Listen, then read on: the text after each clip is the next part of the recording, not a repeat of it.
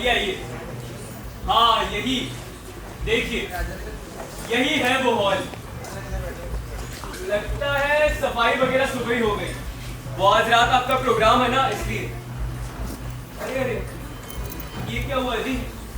लगता है कड़ी में उंगली दब गई। ये सब बहुत पुराना है ना, इसलिए ऐसा हो जाता है। अरे एक तो कड़ी ढंग से खिसकती नहीं, और जो कहीं कुंडा बाहर रह गया और आपने कड़ी खींच दी तो जानती है क्या होगा? अरे दरवाजा अंदर से बंद और बाहर से कड़ी। अंदर वालों को तो मानो जेल खाना ही हो जाता है। अरे वाह, नहीं मतलब मुझे तो आदत है, मगर यहाँ मुझे बहुत अच्छा लग रहा है। मैं जब पार्क के साथ स्टेशन पर उतरी तो एक बहुत अच्छा लगने लगा। क्यों मगर? क्या पता, और तुम्हारे साथ यहाँ आके तो और भी अच्छा लगा। कितनी जल्दी जल्दी आए ना हम दोनों। हाँ, यानी कि मुझे भी तो तेज चलने की आदत तो नहीं है। सचमुच बहुत तेज चलती हैं आप। हमेशा नहीं, आज ही मन कर रहा था उन सबको पीछे छोड़ दूं और तुम्हारे साथ ही दूर चलती चली जाऊं। मेरे साथ? हाँ, तुम बहुत अच्छे लगेगे। क्या बेकार आपसी, उसमें क्या? तुम बहुत अच्छे हो, और ये हॉल भी मुझे बहुत अच्छा लग रहा है। हॉल भी? वैसे तो ये पुराना सा ही है, पर हाँ कस्बे के सारे प्रोग्राम ना यही होते हैं। मतलब एक तरीके से मान लीजिए प्रोग्राम के लिए बनाए गए ना ये हॉल। मतलब शादी ब्याह, भाषण, मुंडन, छेदन सब।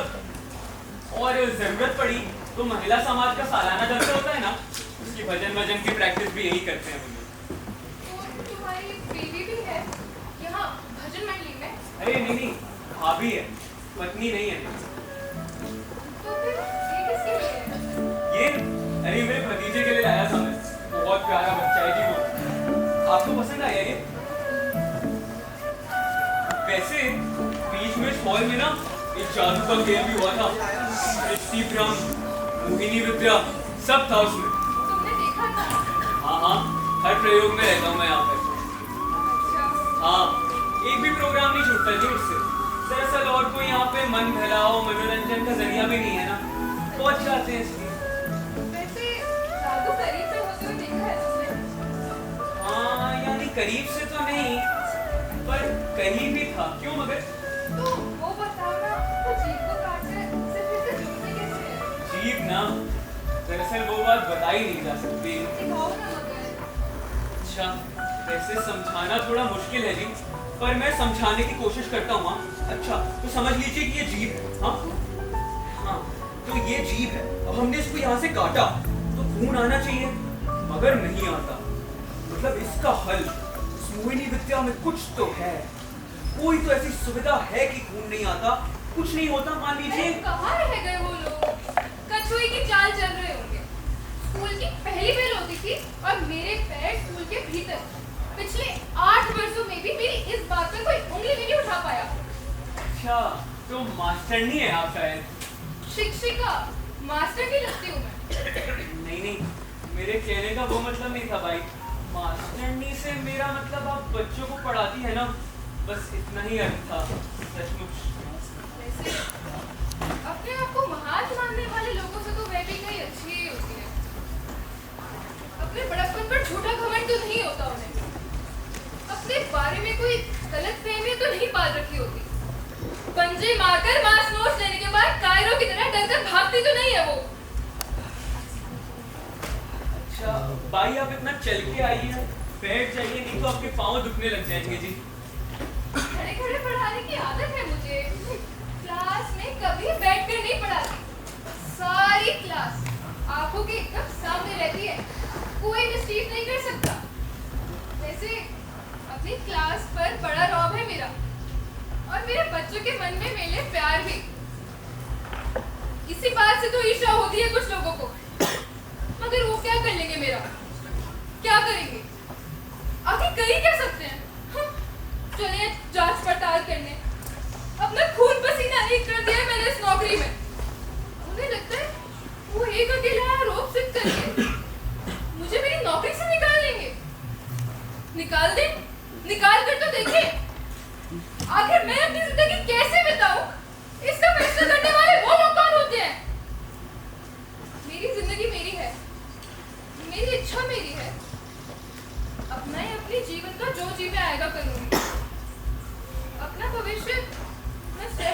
करूंगी। भाई आपकी तबीयत ठीक है ना? मेरी तबीयत को क्या होने चला है? I am fine, perfectly fine.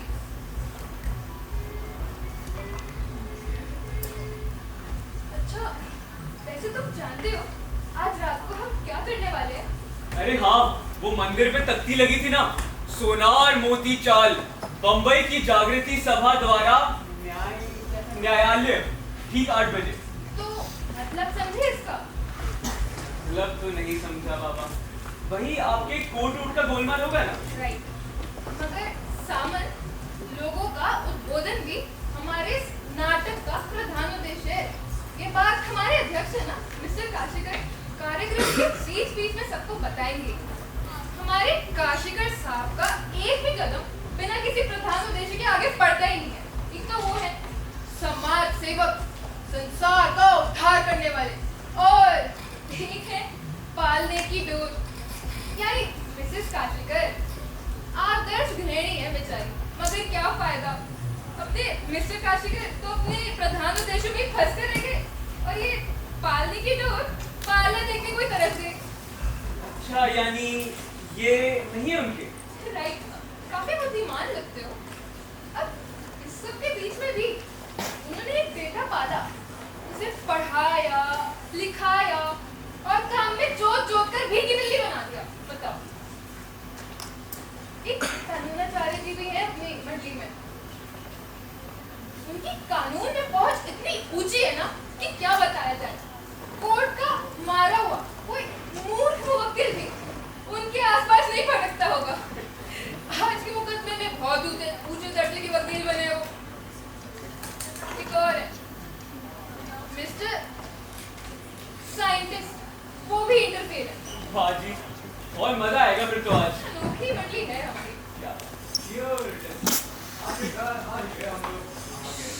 तुम इधर आओ, इधर आओ, चुप जाओ, इधर छुपे रहना, ठीक है? अच्छा,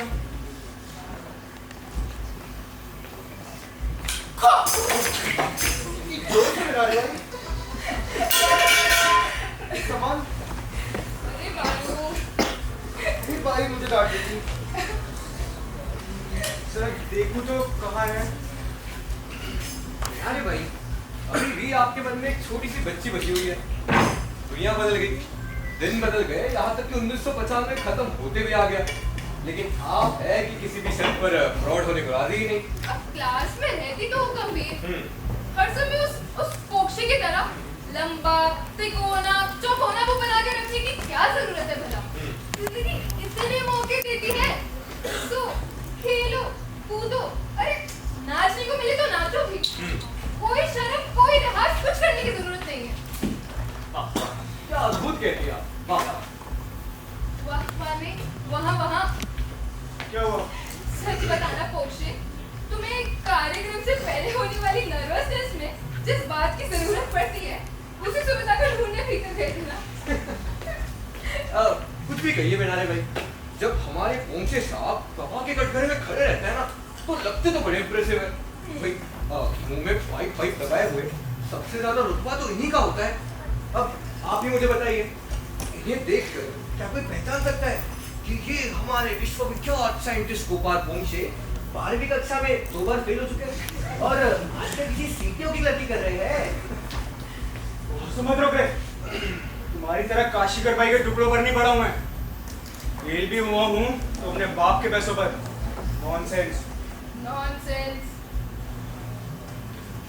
अच्छा बच्चों बैठ जाओ, एक कहानी सुनाती हूँ। आओ आओ बैठो। मजा आएगा तब। आओ ना पोक्षे। साथ में सब आइए ना। आइए चलिए कुर्सियाँ। चलिए बेनारे भाई, कहानी की शुरुआत की जाए। तो एक था भेड़िया। नहीं, कविता सुनाती हूँ। ये भी ठीक। गाना हो जाए। गाना हाँ। डोकरे मुडकली देना। अरे डफली से तो दाने में जान ही आ जाएगी। चलिए बेनारे भाई शुरू। मलाट का बुढ़ा शकुटी में आया, शकुटी में आया। मलाट का बुढ़ा शकुटी में आया, शकुटी में आया। मलाट का बुढ़ा बुढ़ी की बीवी शकुटी में आई, शकुटी में आई। बुढ़ी की बीवी बीवी का लड़का शकुटी में आया, शकुटी में आया। बुढ़ी की बीवी बीवी का लड़का शकुटी में आया, शकुटी में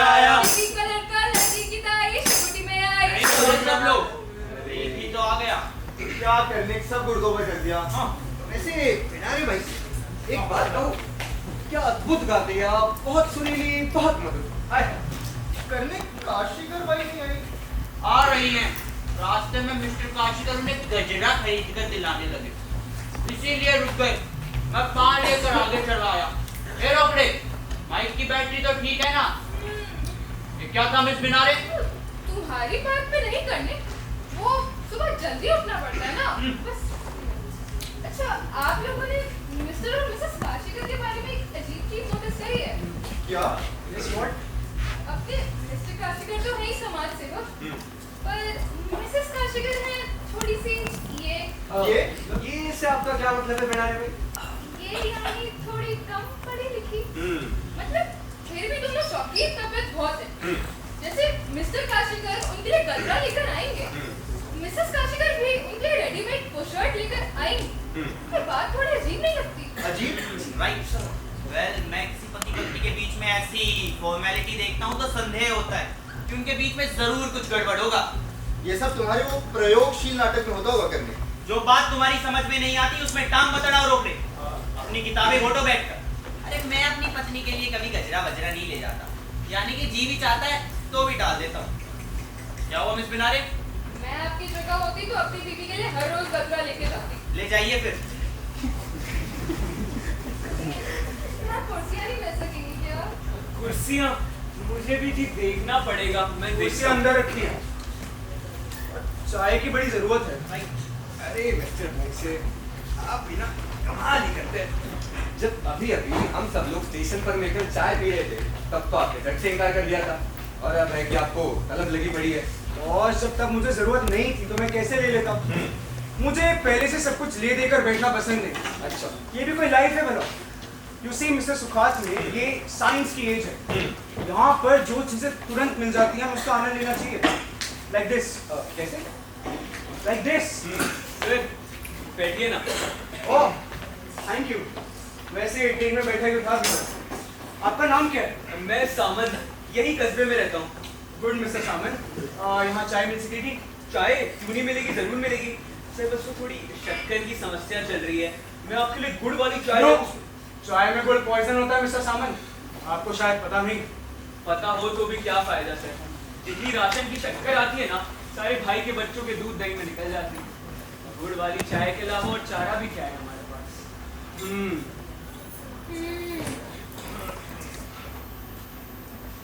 देखो है तो सब लोग यहीं पर। आइए आइए काशीकर साहब, आइए। कैसा रहा आपका गजरा प्रोग्राम?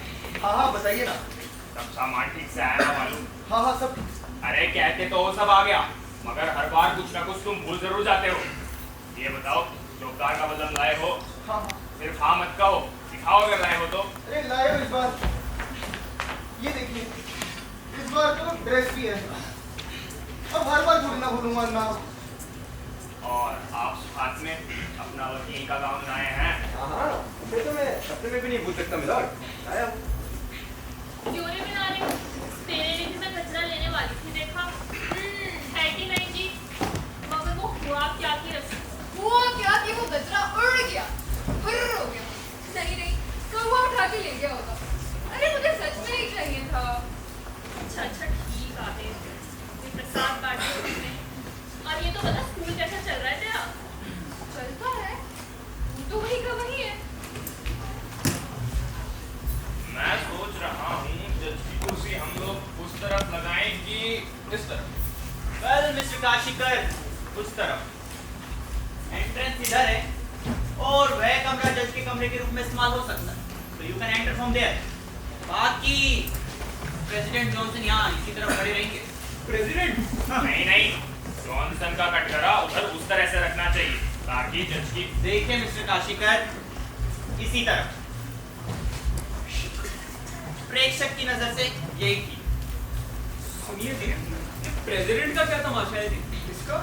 प्रेसिडेंट को कहते ना प्रेसिडेंट आएंगे, तो सुनने में असंभव सा लगता है। असल में आएंगे क्या प्रेसिडेंट? असल में थोड़ी ये करने की तो करने वाला है प्रेसिडेंट का। अच्छा, ये प्रेसिडेंट। भाई वो प्रोफेसर दामले नहीं आया अभी तक। अरे हर बार की तरह अब की भी देरी से ही आएंगे। हमारी गाड़ी उनके मान की थी नहीं। ये बात तो उन्होंने पहले ही फोन पे कह दी थी। था भी तो सिंपोजियम 2 दफे तो सेक्स करके कह दिया था। ए बिनारे, तेरी मुलाकात हुई थी क्या मुझसे? किससे? प्रोफेसर दामले। ना बाबा। भाई वो ऐसा है कि प्रोफेसर दामले की गाड़ी रात में है, एकदम देर रात में, तो नाटक के लिए देरी नहीं हो जाएगी, सामंत ऐसा बता रहा है। मिसेस काशीकर, आपने मेरे लिए एक लड़की ढूंढी थी ना शादी के लिए, उसका क्या हुआ? कुछ गोलमाल था ना उसका? अगो भाई, बीच में गाड़ी थी तो। अहो, ये बालू क्या बोल रहा है? बीच में कोई गाड़ी नहीं है।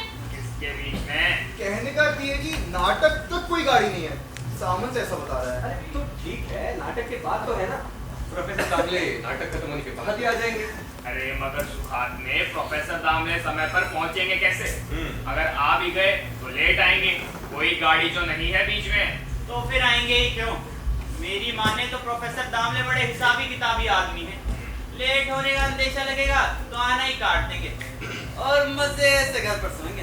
पर भाई मैंने उन्हें कार्ड ठीक से भिजवा दिया था, इसमें मेरा कोई कसूर नहीं है, और पता, हाँ पता भी ठीक से लिखा था।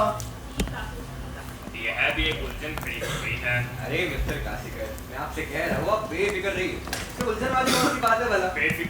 बेफिक्र कैसे रहूं? अरे भी हो समथिंग टू द पीपल सुखात में। आखिर कार्यक्रम है, कोई हंसी ठट्टा नहीं। क्या हुआ काशीकर साहब? हाथ में भैया, मुंजिम का वकील किसको बनाओगे? मुंजिम का वकील? हाँ, इतनी सी उलझन की बात है।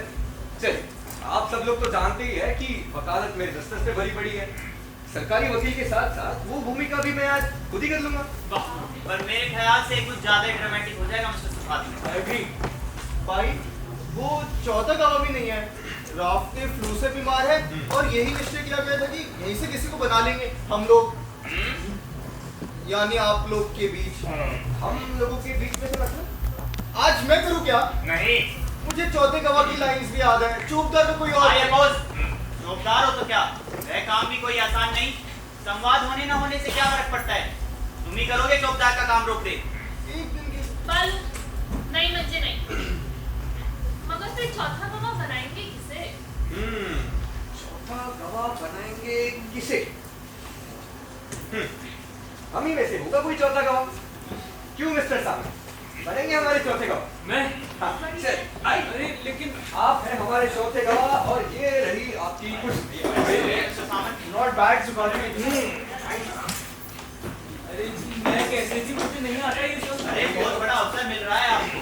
क्यों भाई, तुमने कभी नाटक वाटक में काम किया है? कहाँ, बिल्कुल नहीं किया नाटक एक वाटक। बात बताओ भैया, आज शाम को जो हम नाटक करने जा रहे हैं उसमें तुम चौथे गवाह बनोगे? क्यों रे बना रहे? तुझे कैसा लगा चौथा गवाह? मुझे तो बहुत खूबसूरत लगा। मतलब चौथा गवाह उसके हिसाब से। ठीक है, इतना लड़ने झगड़ने की कौन सी बात है? इन्हें सिखा पढ़ा कर एकदम तैयार कर दूंगा मैं।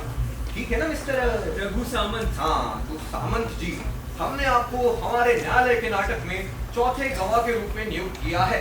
आपको मान्य है या अमान्य? बिल्कुल अमान्य जी, आप मेरी बात समझिए, मुझे इस बारे में कुछ जानकारी नहीं है, मैं कैसे? अरे भाई, कोर्ट तो देखा है ना तुमने? कहाँ, नहीं देखा। अरे कोर्ट का नाटक तो कम से कम। ऐसे नाटक यहाँ कहाँ होते हैं ऐसे? चलिए, तो और भी अच्छी बात हो गई, ना आपने कोर्ट देखा है, ना आपने कोर्ट के नाटक देखे हैं।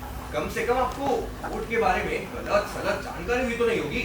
और सही जानकारी मैं दे दूंगा। बताइए। आप मेरी बात समझिए, मुझे कोर्ट के नाम से ही डर लगता है, तो जो कुछ आप मुझे सिखाएंगे पढ़ाएंगे भूल जाऊंगा मैं। अच्छा, मेरी बात मानो, क्यों ना हम ऐसा करें कि रिहर्सल करके सामन को कोर्ट की जानकारी दे दें? रिहर्सल? क्यों जी, क्यों रे बना रहे? अरे हाँ, वैसे भी कार्यक्रम तो रात में है, तब तक मन में लाभ का कोई जरिया भी तो नहीं है। अब मेरे पास किताब है, चाहिए तो। सूर्यकांत मंधारे है ना, उनका 100-500 उपन्यास बहुत मजेदार अरे ये छोड़िए, वेल रिहर्सल का सुझाव मुझे मंजूर है, लेकिन शुरू करने से पहले कोई 4-5 पैकेट सिगरेट ले आता तो ठीक है। गुड आइडिया पहले। वो फिर बीच में ना बाहर जाने की तलब नहीं। सही बात है। बालू कुर्सियाँ ले आ। हाँ भाई, और मेरे विचार में ये जो अणुअस्त्र वाला नाटक है, हम पिछले 3 महीनों में 7 बार तो कर ही चुके हैं। अब रिहर्सल में भी यही करेंगे तो कोई शांत तो नहीं है, पर इसका बुरा असर भी तो पड़ सकता है ना। वैसे आई एग्री विद मिस बनारी, और अगर ये उलझन है तो मेरे पास सुझाव है इस चीज के लिए। कहीं आप सब लोगों को ठीक लगता है तो करिए, वरना हम खारिज भी कर सकते हैं। तो क्या होता है कि जब हम पार्क रूम में अकेले होते हैं ना, तो हम कोई ना कोई खेल खेलते हैं, जैसे रमी हो गया, पेशेंस हो गया, या फिर कभी कभी एक सीरियस गेम हो, और वो है नकली मुकदमे का। इसमें क्या होता है कि हम किसी एक व्यक्ति के ऊपर नकली मुकदमा चलाते हैं और उस पर इल्जाम लगाते हैं। अब वो इल्जाम चाहे जैसे भी हो, अच्छे हो, बुरे हो, असली हो, नकली हो, मजेदार हो या बेमजा क्यों ना हो, लेकिन उस व्यक्ति को उस इल्जाम के उत्तर देने पड़ते हैं। तो बताइए कैसा लगा ये वाला? बढ़िया, ठीक है। तो इससे हम सब लोगों का मनोरंजन भी हो जाएगा और सामंत जी को कोर्ट की जानकारी भी हो जाएगी। क्यों मिस्टर काशीकर, आपका सैंक्शन है इस खेल के लिए? हाँ क्यों नहीं। बस तो फिर मैं भी एक बार सब होते हुए देख लूंगा ना, फिर कोई दिक्कत नहीं होगी। बिल्कुल। Alright, let's begin. उससे पहले मिस्टर सामंत, आप कुछ पैकेट सिगरेट ले आएंगे क्या? जी, मेरे लिए एक एब्सेंट, और ये लीजिए पैसे। अरे पोंक्षे, तुम क्यों पैसे देते हो? सामान भरा। मैं तो कहती हूँ इसी भी नाटक के खर्चे में ही दिखा देते हैं। और ये बात कोई झूठ थोड़ी ना है, सामान को कोर्ट की जानकारी तो देनी है। फिर क्या?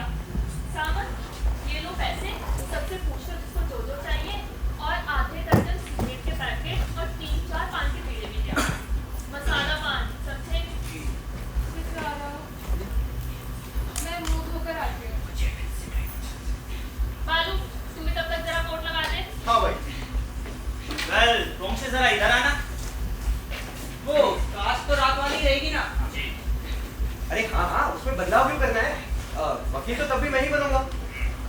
वैसे मेरा एक सुझाव था, क्यों ना ऐसा करे मुझे कोई नया आदमी बनाए इस समय, है ना करने? इसकी कोई जरूरत नहीं है। Well, you know one thing Ponkshe. उसके बारे में, मिस बनारे के बारे में? यार, ओके टोल्ड मी। अभी नहीं, रात को प्रोग्राम के बाद याद दिलाना मुझे। क्या? रात को। मुझे भी कुछ पता नहीं मिस बनारे के बारे में। मैं कह रहा था कि मुलजिम किसी अन्य व्यक्ति को ही बनाते हैं। और मेरा भी ख्याल है मुकदमे में नया रंग उसी से आएगा। अगर रोकड़े को मुझे बनाया जाए तो? हाँ, मैं तैयार हूँ। खुश। अरे अभियुक्त पुनः मैं ही बन जाता हूँ।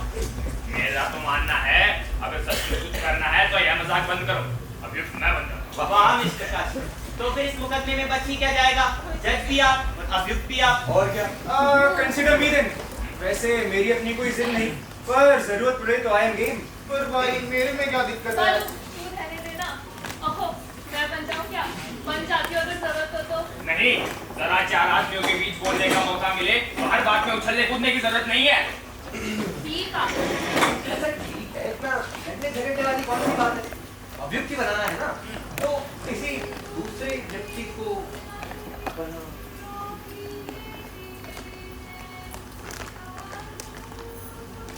बिनारे भाई, ठीक है। बिनारे भाई को हम अभियुक्त बनाएंगे। मंजूर है सबको? बिल्कुल।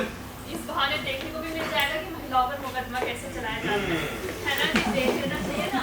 हाँ क्यों नहीं। कल को हाईकोर्ट तुम्हें जज की कुर्सी पे बिठा दे तो देख तो लेना ही चाहिए। मैं उसके लिए थोड़ी ना कह रही थी। तब तो फिर तय समझो, इस बार की मुलजिम ये बिनारे। ठीक। मगर इल्जाम कौन सा? कोई ना कोई सामाजिक महत्व का उपयोग होना चाहिए। ठीक है, मेरे पास एक आइडिया है, आपसे पास रोकड़े, तुमसे अभी तक मंच नहीं लगाया ना? बस लगा ही रहा हूँ। जबकि मैंने तुम्हें पहले ही ग्राउंड से निकाल कर दे दिया था। अब मुझे नहीं समझ आता आप लोग का नाटक वाटक का गोरख धंधा।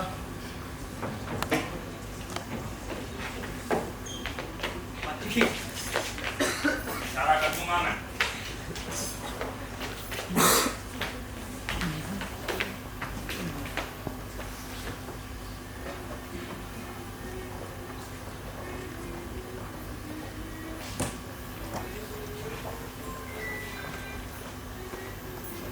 मिस शीला बिनारे, आप पर एक घोर अभियोग के आधार पर आपको कैद किया जाता है और अभियुक्त के रूप में आपको कोर्ट में पेश किया जाता है। अभियुक्त मिस बेनारे, इंडियन पीनल कोड 302 के अनुसार आप पे भ्रूण हत्या का अभियोग है। उक्त अभियोग आपको मान्य है कि अमान्य?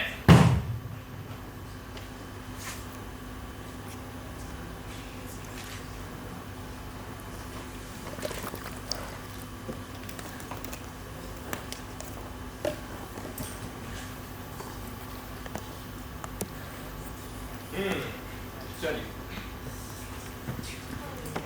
ये लीजिए लीजिए जी, मसाला पान और मेरी बेल सिगरेट।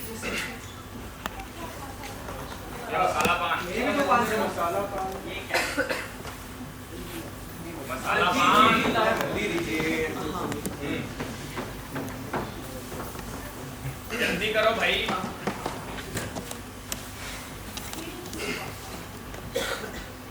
फालतू सुना नहीं। लीजिए मैडम, पान खाइए। अरे ये तो एकाएक इतनी गंभीर हो गई। भला this is just a game after all, no? अब इसमें इतना सीरियस होने की क्या बात है? राइट। लीजिए, मुंह मिठाई। कौन है सीरियस? मैं तो एकदम लाइट हूँ। वो तो बस कोर्ट का एटमॉस्फेयर बनाने के लिए सीरियस हो गई थी। हाँ, मुझे उस मुकदमे से क्या डर? चलिए सुभाष में शुरू कीजिए। मैं निकलता है, देख बुलाऊं। सामन, ध्यान से देखना कोर्ट की कार्रवाई को। कोई चीज छूटनी नहीं चाहिए। शाम को तुम्ही को करना है सब कुछ। खामोश, अदालत जारी है। घर पर भी वही, यहाँ भी वही। बालू। नाउ बैक टू भ्रूण हत्या। अभियुक्त मिस बेनारे, आप पर लगाया गया आरोप आपको मान्य है या अमान्य? आपको लगाया जाए तो आपको होंगे मान्य। Order, order. कोर्ट की प्रतिष्ठा किसी भी परिस्थिति में कायम रहनी ही चाहिए, नहीं तो सामंत को कोर्ट की करेक्ट जानकारी नहीं हो सकेगी। यहाँ की भ्रूण हत्या की कार्रवाई की। छी, कितना घिनौना शब्द है ये, भ्रूण हत्या। आपका ही बुरा है, अच्छा भला तो है। मुझे तो बहुत पसंद आया बाबा ये तो। सुभाष भैया, चलने दो। Order, order. घर में भी वही, यहाँ भी वही। बहुत हो चुका बेनारे, चुप हो जा। अभियुक्त मिस बेनारे, वकील का अधिकार अपने हाथ में लेकर आपने कोर्ट की प्रतिष्ठा का उल्लंघन किया है। इसके लिए आपको चेतावनी दे रहा हूँ मैं। अच्छा, और इस चेतावनी के लिए आपको दी जाती है मसाला पान की भेंट। बस यही सारी मुसीबत की जड़ है। अरे जब कुछ सीरियसली करना ही नहीं है तो फिर जाने दीजिए। माय लॉर्ड, खतौ, कोर्ट की प्रतिष्ठा को कायम रहना चाहिए था। जहाँ तक अभियोग का सवाल है, वो मुझे नामंजूर है।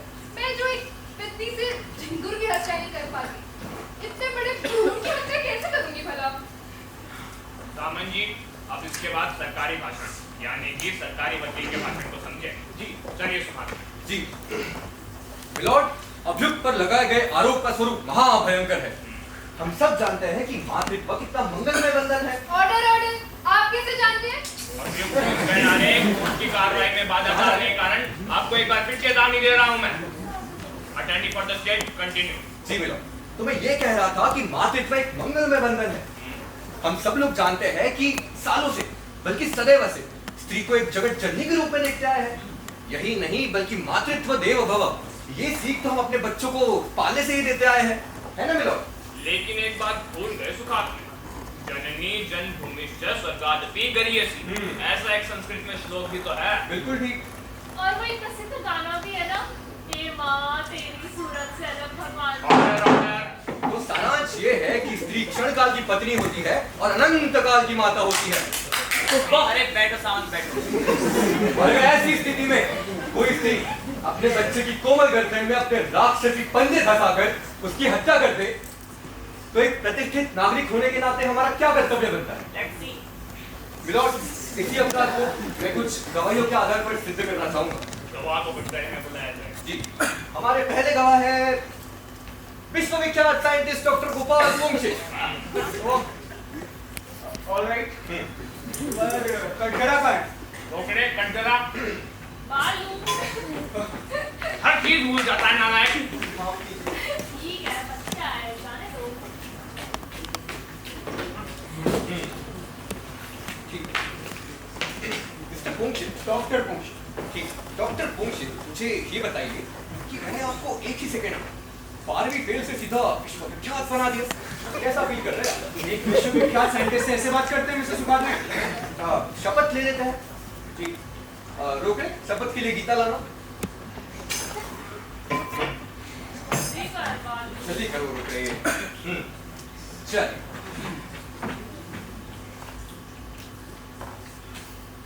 तो मैं GN. Ponkshe Oxford English dictionary की शपथ का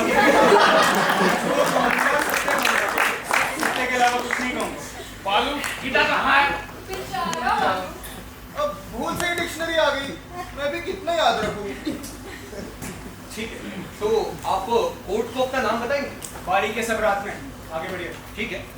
मिस्टर पोंक्षे, मुझे ये बताइए कि क्या अभियुक्त को पहचानते हैं या नहीं पहचानते? जी अच्छी तरह पहचानता हूँ। अगर आप इन्हें पहचानते हैं तो इनके सामाजिक जीवन स्तर का वर्णन आप किस प्रकार से करेंगे? वेल, ये एक शिक्षिका है उर्फ मास्टर जी चाची। अरे अच्छी खासी जवान तो है।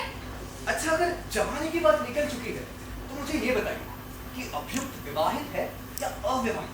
ये चीज आप अभियुक्त से क्यों नहीं पूछते? मिस्टर पोंक्षे, कटघरे में कौन खड़ा है? वेल, सामाजिक दृष्टि में तो ये अविवाहित ही नजर आती हैं। अच्छा, और आपकी दृष्टि में? बेनारे भाई, संयम और संयम के महत्व की परीक्षा मत लीजिए। हाथ में आप कंटिन्यू जी, कीजिए, बिल्कुल। मैं आता हूँ। ये मिस्टर काशीकर बेवक्त अपनी डबली छोड़ देते हैं। मिसेस काशीकर, जरा समझाइए अपने पतिदेव को। उसने कहा है वो मेरी बात। अच्छा। हाँ, तो मिस्टर पोंक्षे, आप पर वापस आ। डॉक्टर पोंक्षे जी, डॉक्टर पोंक्षे, मुझे ये बताइए कि अगर आपको इनके नैतिक आचरण का वर्णन करना हो, तो वो आप किस प्रकार से करेंगे? एक सर्वसाधारण अविवाहित स्त्री की तरह या फिर किसी और? अरे सर्वसाधारण अविवाहित स्त्रियों का आचरण ये कैसे जानेंगे? ये आराम से, आप बताइए। नहीं, अलग तरीके से। मिसाल के तौर पे मतलब मुझे लगता है कि अभियुक्त बिनारे कुछ ज्यादा ये हैं। कुछ ज्यादा ही क्या है? मतलब मर्दों के आगे पीछे घूमती है और बेचारे मर्द। मिस बेनारे, अपनी हरकतों को जरा लगाम लगाइए। आपकी वजह से कोर्ट की बेइज्जती हो रही है। कोर्ट की बेअदबी? वो तो वहाँ नहीं है, उस कमरे में। तो उसकी बेअदबी इस कमरे में कैसे हो सकती है? वैसे सुखात में आपके नसीब में तो बहुत से कमरों में नहीं आप है। कहना क्या चाहती हैं मिस बेनारे? खैर छोड़िए, आपके तो मुंह लगना ही बेकार। मिस्टर पोंक्षे, नोबडी सीरियस यहाँ पे। हाँ, मुझे ये बताइए कि आपको इस बात की कोई जानकारी है कि इनका किसी विवाहित या अविवाहित पुरुष के साथ कोई घनिष्ठ संबंध है या था? मतलब उत्तर देने से पहले सोच लीजिए मैंने क्या कहा, विवाहित या अविवाहित पुरुष के साथ। हाँ हाँ, क्यों नहीं? खुद सरकारी वकील तो हाथ में से ही अरे! था। अरे न्यायमूर्ति जी से भी था, पोंक्षे और कर्णिक से भी, अरे बालू से भी। देखिए बेनारी जी, पछताइएगा। फायदा ही नहीं है। Nobody serious. ये काशीकर साहब बाहर गए हैं, इनका ये हाल है। मैं जा रहा हूँ। अरे ऐसी गवाही नहीं दे सकता। नो। अरे इससे कहीं गंभीरता से तो मेरे यहाँ नाटकों का रिहर्सल होता है। हाँ। काय ज़्यादा बिनारे, चलने देना सही से। समझ ले, अकेले तेरे पीछे रात का सारा कार्यक्रम चौपट हो जाएगा। What happened, सुखात में कंटिन्यू कीजिए। आप ही के लौटने का इंतजार कर रहे थे मिलॉर्ड। काम करके आ गया। तो कोर्ट की कार्रवाई आगे बढ़ाई जाए। बढ़ाइए बढ़ाइए। जी, तो हमारे अगले गवाह है mister Karnik. Mister Karnik, mister Karnik the great actor गवाह के कटघरे में मौजूद हो।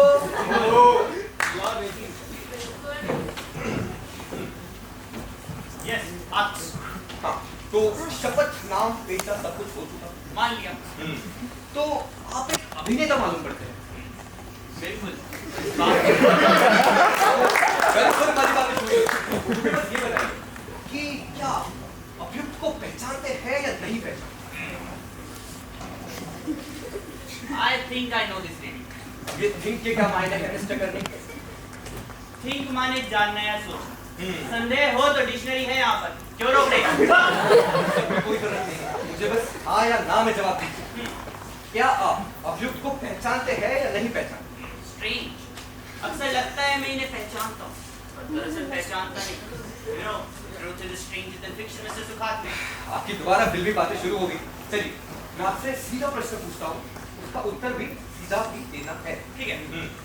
तो आपका इनसे परिचय कहाँ है? अभियुक्त से मेरा परिचय यहाँ नाटक मंडली में ही हुआ था। हम एक अभिरूप कोर्ट का नाटक करते हैं। ठीक। वहाँ ये भी रहती है। तो आपके जो नाटक होते हैं वो किस प्रकार के होते हैं? टॉप। मिलॉर्ड, इस अत्यंत महत्वपूर्ण तथ्य को तुरंत ही नोट कर लीजिए। कर लेंगे, आप आगे चलिए।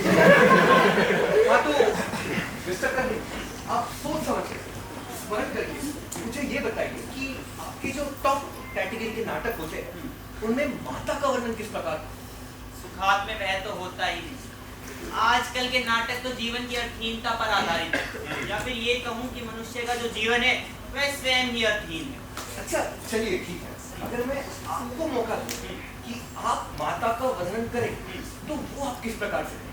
जो बच्चे को जन्म दे वह माता है। बच्चे को जन्म देने वाली, उसे पाल पोस कर बड़ा करने वाली माता है, या फिर जो अपने राक्षसी पंजे धसाकर उसी की हत्या कर दे वो माता है? मिस्टर कर्णे, आपके हिसाब से कौन सी माता की व्याख्या ठीक है? व्याख्या दोनों ही ठीक है। बच्चे को जन्म तो दोनों ही माताएं देती हैं।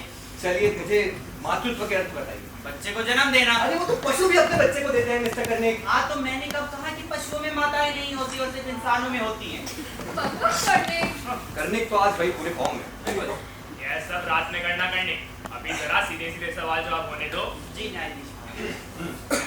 तो मिस्टर कर्णे, मुझे ये बताइए कि क्या आपको इस बात की जानकारी है कि इनका नैतिक चाल चलन कैसा है?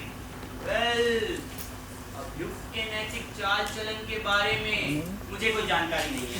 आपको नहीं है या फिर नाटक के लिए कह रहे हैं आप? इस मुकदमे के सिलसिले में तो कतई नहीं है। चलिए मैं आपसे दूसरा प्रश्न पूछता हूँ, सीधा सवाल सीधा जवाब। बिल्कुल। क्या आपने कभी किसी विशिष्ट समय में, विशिष्ट परिस्थिति में अभियुक्त को किसी गैर मर्द के साथ देखा है? मैंने कहा, उसने देखा है, उस रोकड़ ने। मैंने? मिस्टर कर्णे, आपकी गवाही समाप्त हुई, अपने स्थान पर आप जा सकते हैं। Thank you. मिलॉर्ड, मैं रोकड़े को कटघरे में बुलाने की इजाजत चाहता हूँ। रोकड़े तो आगे कट करें। मिलॉर्ड, छोटा रोकड़े की गवाही इस केस में अत्यंत महत्वपूर्ण है, उन्हें तुरंत ही गवाह के कटघरे में बुलाया जाए। रोकड़े, देखिए मुझ पर जोर मत डालिए, ऐसा करेंगे तो मैं चला जाऊंगा यहाँ से। मालूम चला कर करे में। जल्दी। क्या मालूम है जी से? मुझे क्या पता क्या मालूम है। जैसे तुमने अपनी पारी का खो मुझे दिया और मैंने इसे दे दिया, ठीक किया ना? तो मिस्टर रोकड़े, अभी अभी मिस्टर कर्णे ने अपनी गवाही के दौरान आपके नाम का जिक्र किया, उस पर आप किस प्रकार से प्रकाश डालते हैं? एक मालूम ना डरे, एक बढ़िया सी गवाही तो तू दे ही दे। समझ ले, अगर तेरा काम जम गया तो आगे प्रोग्राम में और भी बहुत चांस मिलेगा। ऐसा मौका फिर थोड़ी आएगा मालूम। बताइए मिस्टर रोकड़े, आपने क्या देखा? मिस्टर रोकड़े, मैं आपसे पूछ रहा हूँ कि आपने क्या देखा, बताइए। मिस्टर रोकड़े, विशिष्ट समय में, विशिष्ट परिस्थिति में आपने क्या देखा, कहिए अपने से। ये तो पहले से ही ऐसा गावदुम है। मालूम, फिर चांस नहीं मिलेगा तुझे। उत्तर दे जल्दी से, इसमें घबराने की क्या जरूरत है? जरा चार आदमियों के बीच बोलना चालना चाहिए, है कि नहीं जी सामन? हाँ, लेकिन देखिए ये काम अरे मुश्किल तो क्या बालू, बोलना झटपट। बोल ना बालू, बोल बोलने, बोल। आ ई ई। चुप रहिए आप। हाँ, आप करिए। जरा जरा आप भी चुप रहिए ना। ठीक। तो मैं गया था उनके घर। इनके घर में बीच बीच में मत टोकिए। तो मैं गया था प्रोफेसर दामले के घर। आप हैं प्रोफेसर दामले? तब तो उनके कॉलेज वाले हॉस्टल वाले कमरे की बात होगी, राइट? यही कुछ शाम का समय था और ये मौजूद थी वहाँ। यही मिस बेनारे। कौन? हाँ, अब हंसिए, अब उड़ाइए ना मजाक। अब बोलती क्यों नहीं कुछ आप? हाँ ना, मौजूद थी इस दिन वहाँ। सुनिए, ये सब सच है या खेल का हिस्सा है? अभी पता करते हैं। तो मिस्टर रोकड़े, आपने अंधेरा होते होते प्रोफेसर दामले के कमरे में अभियुक्त मिस बेनारे को देखा, उसके बाद क्या हुआ? आज में यह कुछ व्यक्तिगत सा हुआ जा रहा है, इस तरह तो। और इसमें कौन सी व्यक्तिगत वाली बात है? ये भी तो इस खेल का अंश ही है। मुझे ये सब बिल्कुल पसंद नहीं आ रहा, बता देती हूँ। ये सब इस मुकदमे के खेल से क्या मतलब? ये किनारे खेल ही तो है, चलने देना। मेरी व्यक्तिगत बातों को यहाँ उठाने की कोई जरूरत नहीं है। मैं चाहे जिसके साथ घूमूं फिरूं, आप लोगों से क्या मतलब? और प्रोफेसर दामले मुझे कोई खा तो नहीं रहे थे ना? उनकी बातों को छोड़िए, आप कहिए, आपने आगे क्या देखा? दोनों बैठे थे। उसके बाद आपने क्या देखा? के बाद तो कुछ नहीं। अच्छा हाँ, एक चीज अजीब थी। कौन सी? रात में अंधेरा बढ़ रहा था और प्रोफेसर दामले के कमरे में ये अकेली थी। अब बोल रहे हो मुन्ना? अच्छा, अगर मैं बोलूं तो उस दिन मुझे देखते आपके चेहरे पर हवाइयां क्यों उड़ गई? बोलिए। और प्रोफेसर दामले भी, वो हमेशा मुझे अंदर तक बुलाते हैं। अच्छा। पर उस दिन उन्होंने मुझे बाहर से कटा दिया। तुम्हें क्यों काट दिया वो बात तुम्हारे प्रोफेसर दाम ले जाने, मगर मेरे चेहरे में जो तुमने हवाइयां उड़ती हुई देखी वो सिर्फ इसलिए क्योंकि मेरे सामने उन्होंने तुम्हें काट दिया। मिलॉर्ड, छोटा नौकरी ने जो कुछ भी देखा उसके आगे वो क्यों कुछ नहीं देख पाए ये तो वही जाने, लेकिन उन्होंने जो कुछ भी देखा उससे ये बात साफ जाहिर होती है कि इनका आचरण हमेशा से संदेहपूर्ण रहा है। अरे क्या साफ जाहिर होता है?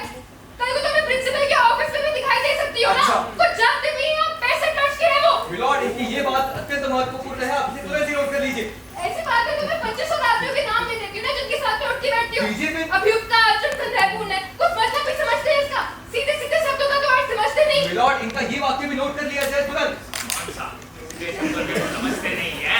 ये नहीं मिलॉर्ड, ये 25 और आदमियों के साथ घूमती फिरती है और वो भी अकेले, ये बात नोट कर लीजिए। ठीक है, ऐसी बात है तो कुछ देर पहले उस सामंत के साथ थी ना यहाँ के लिए, वो तो आप लोग नहीं आए थे, तो आपका नाम पता भी लिख लीजिए। तो वो मोहिनी विद्या की बात मोहिनी हो रही है। विद्या। मिलॉर्ड, मोहिनी विद्या का जिक्र अत्यंत इंपॉर्टेंट है, आप इसे भी नोट कर लीजिए। मगर साथ में कोर्ट की कार्रवाई में ऐसा कहाँ तक ठीक बैठता है? नहीं बैठता तो भी क्या, यह तो अभी बस यूं ही हो रहा है, जस्ट अ गेम। और क्या, a sheer game। तो बाद में उन्हें मत देना, चलाए चलो। बिल्कुल। ये मिसेस काशीकर, मजा तो आ रहा है ना? मस्त एकदम मजेदार हो चला है अब तो। तो मिस्टर डोके, आपकी गवाही समाप्त, अपने स्थान पर। मिलॉर्ड, हमारे अगले गवाह है मिस्टर सामंत, उन्हें कटघरे में बुलाने की इजाजत चाहिए। डरना इसका मत, नाम है सामंत। डरना मत। हाँ, मैं डर- अरे कहने वाली कौन सी बात है मिस्टर सामंत, सीधी सी तो बात है, जो जो प्रश्न मैं आपसे पूछूंगा उनके बस आपको उत्तर देते हैं। वो शेयर तो आप है। घबराने की जरूरत नहीं है सामंत, यह सब तो सिर्फ प्रैक्टिस है, असली रात में है। हाँ हाँ, जानता हूँ रात में है, मैं डर नहीं रहा, वो सभी ठीक से देखा नहीं ना, इसलिए मैं शपथ लिए लेता हूँ, शपथ। फिर सुविधा हो जाएगी आपको। तो मैं रघु सामंत ये शपथ लेता हूँ कि जो कहूँगा सच कहूँगा, झूठ नहीं कहूँगा, यानी इस मुकदमे में जैसा सच होता है वो कहूँगा, वो भी एक तरीके से झूठ ही हुआ। खैर अभी तो प्रैक्टिस के लिए।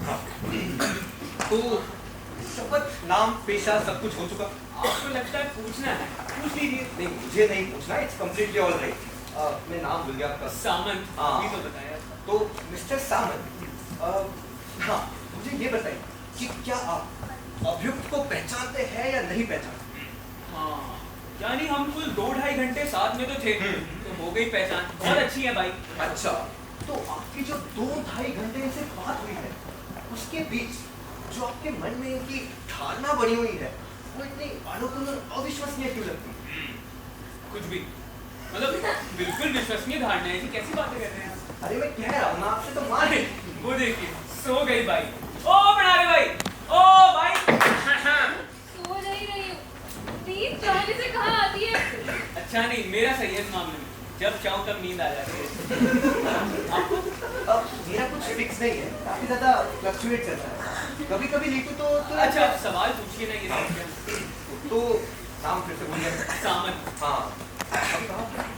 देखिए जिंदगी में हम सोचते हैं अरे ना, वो गवाही के बीच कहाँ थे मिस्टर सामंत? अच्छा वो रोकड़े जी ने गवाही दी।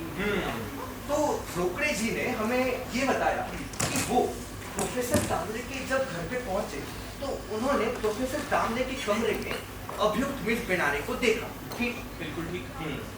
उसने उन्होंने ये भी बताया कि प्रोफेसर दामले और बेनारे के अलावा तीसरा कोई भी व्यक्ति वहां मौजूद नहीं था। ठीक, करेक्ट। पर आप मुझसे तो कुछ सवाल पूछिए। वही पूछ रहा हूँ कि आधे घंटे के बाद आप वहां पर पहुंचे। ठीक, खतरे मैं कैसे पहुंचा जी? वो कमरा बंबई में, मैं यहाँ कस्बे में रहता हूँ, मैं कैसे अरे पहुंचा? मिस्टर साहब, मैं आपसे कह रहा हूँ ना कि आप वहां पर पहुंचे तो आप मान लीजिए ना। वकील साहब, आपकी समझने में कुछ गलत फहमी हो रही है। मिस्टर साहब, मुकदमे में हम कुछ चीजें ऑलरेडी काल्पनिक रूप से मान के चलते हैं, तो आप मान लीजिए कि आधे घंटे के बाद आप वहां पर पहुंचे। अरे जब अभियोग ही काल्पनिक है तो रह क्या गया, सभी कुछ काल्पनिक है। वैसे अभियुक्ति काल्पनिक नहीं है बस। देखा भाई, मेरी बारी में ही सब गड़बड़ हो गया। अच्छा ठीक है, तो आधे घंटे बाद मैं प्रोफेसर दामले के घर पहुंच गए। आगे कहिए। मैं कैसे कहूँगा? कटघरे में कौन खड़ा है मिस्टर साहब? हाँ मैं ही खड़ा हूँ। अच्छा ये सब ना बड़ा मुश्किल है, मतलब प्रोफेसर दामले, रूम, शाम का समय, अंधेरा हो रहा था। अंधेरा, आधे घंटे बाद खास अंधेरा, night scene, night scene, compound में सन्नाटा भी था सामन। सन्नाटा। अच्छा, आधे घंटे बाद मैं प्रोफेसर दामले के घर पहुंचा और दरवाजा बंद। दरवाजा बंद। बाहर से नहीं, अंदर से। तो मैंने दरवाजा खटखटाया, नहीं, घंटी बजाई। घंटी बजाई, दरवाजा खुलता है और मेरे सामने एक अपरिचित चेहरा खड़ा है। परिचित चेहरा। किसका था वो चेहरा? प्रोफेसर दामले। मेरे लिए तो अपरिचित ही हुए ना, मैं कहाँ जानता हूँ गोरे हैं काले हैं। हाँ, तो दरवाजा खुला, वो मुझसे पूछते, यस किससे मिलना है? मैंने बोला प्रोफेसर दामले से मिलना है, कुछ काम है उनसे। अच्छा। तो बोले वो तो घर में नहीं है, और घर से मेरे मुंह पर दरवाजा बंद कर दिया जी। अच्छा। ऐसे कौन करता है? लेकिन- शायद ट्रेन छूटी। मुझे ये बताइए कि ऐसा कौन सा जरूरी काम था मिस्टर सामन आपका उनके पास? हाँ कि मैं वहाँ गया। हाँ। कौन सा, यानी क्या काम? आपका आचरण थोड़ा।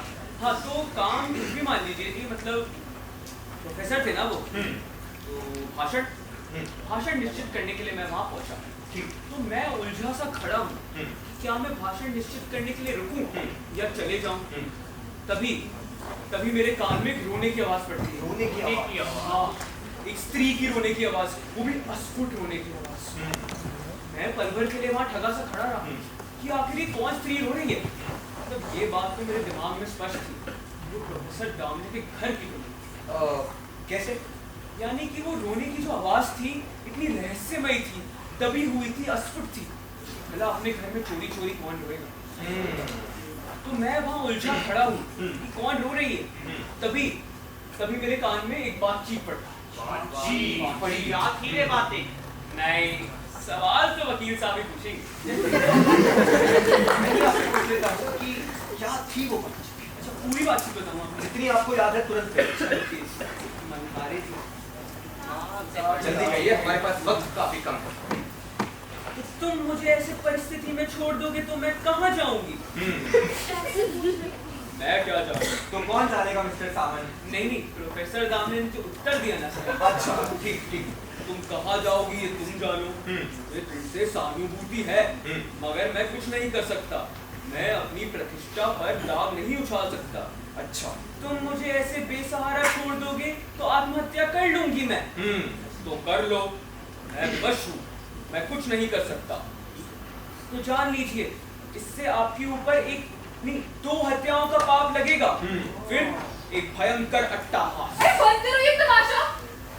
क्या हुआ बेटा? इसके गद्दे भी सच नहीं है। हाँ, सो तो है ही, किताब से तो पढ़ रहा हूँ। आपको एक और शब्द पढ़ना। मिस्टर सामंत आप आगे कहिए, भयंकर अट्टहास के बाद क्या हुआ? हाँ, तुरंत ढूंढिए। वो पन्ना ढूंढने दीजिए। अरे भाई कहाँ जा रही हैं आप मिस बनारे? ये क्या हो गया जी अचानक से भाई को? चलिए मिस्टर सामंत, अभी आपकी गवाही समाप्त हुई, अपने स्थान पर आता है। हाथ में भैया कहिए। ये बनारे ऐसे कैसे एकाएक गुस्सा करके अंदर चली गई? कुछ अंदाजा? एकाएक कहाँ गई, क्यों गई, वही जाने। That is a mystery.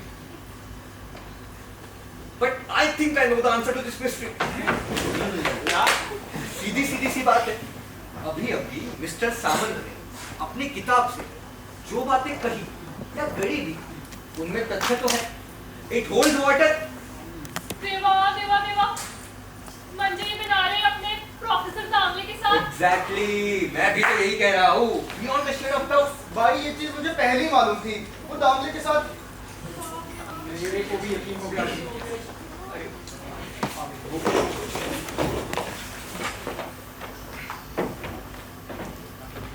अरे कहाँ जा रही है? ये बनारे कहाँ जा रही हैं आप? बनारे रुकिए भाई, वो दरवाजा मैंने बताया था।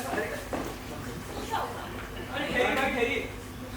अरे गड़बड़ हो गई जी, दरवाजा बंद हो गया। अब तो कोई खोलने वाला भी नहीं है, दफ्तर बंद हो गया ना, इसलिए ये जेल खाना हो गया हम लोगों का। भाई मैंने आपको कहा था वो कड़ी ढंग से खींचनी होती है। अब नहीं खुलेगा जी, नहीं खुलेगा। हाथ में अब ऐसे में मेरा तो ख्याल है हम अपनी कार्रवाई को ही आगे बढ़ाते चले। बिल्कुल ठीक मिलॉर्ड। सर्वप्रथम मुल्जिम के कटघरे में मिस पेनारे को प्रस्तुत किया जाए मिलोड। अभियुक्त मिस पेनारे मुल्जिम के कटघरे में चलिए। मुल्जिम के कटघरे में चलिए मिस पेनारे। कमाल है, न्याय संघ के सामने उसकी है बेइज्जती। रोकड़े, मुल्जिम को कटघरे में ले चलो, जल्दी करो। अहो हाँ बाप, मैं ले चलती हूँ, उसकी क्या जरूरत है? ये पेनारे चल चल कटघरे में चल चल। बीच में छोड़ने जा रही है, बंद है दरवाजा, चल खड़ी रह यहीं पर।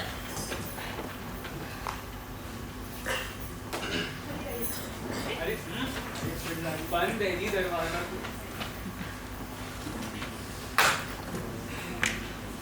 शपथ के लिए गीता लाओ।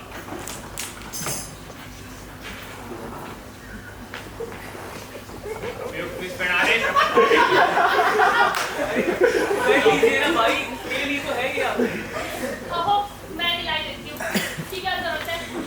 चल रख हाथ इसमें और बोल, जो बोलूंगी सच बोलूंगी, झूठ नहीं बोलूंगी। अरे बोल। बात है। अच्छा मैंने हो गई शपथ, हाथ तो रखा ही था जिससे सुखाते भैया आप पूछो तो। जी हाँ, तो मिस लीला दामले, मिस लीला पेनारे, तो क्या कोर्ट को अपनी उम्र बताने का कष्ट करेंगी? अभियुक्त मिस पेनारे, अभियुक्त होने के नाते कोर्ट में पूछे गए प्रश्नों के उत्तर देने की जिम्मेदारी आपकी है। उत्तर दीजिए मिस पेनारे। मिस पेनारे आपकी उम्र? आंसर। मिस पेनारे आपसे आपकी उम्र पूछ रहा हूं मैं। मिलॉर्ड, अभियुक्त की खामोशी से हमें पता चलता है कि वो हमारे प्रश्नों के जवाब भी नहीं देना चाहते, इसलिए इनसे ये प्रश्न पूछने का कोई फायदा ही नहीं है। I take back the question. Alright. Miss Penare, क्या आप कोर्ट को इस बात का कारण दे सकती हैं कि इतनी उम्र होने के बाद भी आप एक अविवाहित महिला क्यों हैं? मुझे तो लगता है इस चीज़ में कुछ कबूलेगी नहीं। मिस पेनारे, कुछ पूछ रहा हूं मैं आपसे, उत्तर दीजिए जल्दी।